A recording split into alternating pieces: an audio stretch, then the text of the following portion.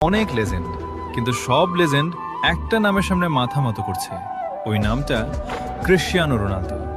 পেলে বলেছেন, রোনালদো সর্বকালের সেরা খেলোয়াড়, ওর মতো অ্যাথলেট আমি দেখি নাই।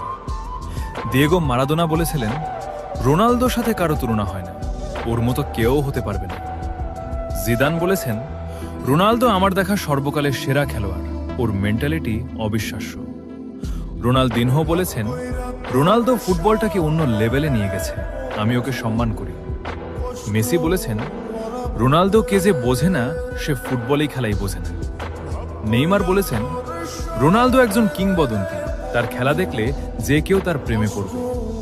এমবাপ্পে বলেছেন, রোনালদো আমার আইডল, ছোটবেলা থেকেই তাকে দেখে খেলা শিখেছি, আমিও তার মতো হতে চাই।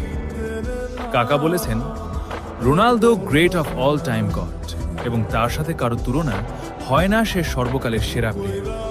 970-এর বেশি গোল, 5টা ব্যালন ডিওর, 5টা চ্যাম্পিয়ন্স লিগ, এক সিজনের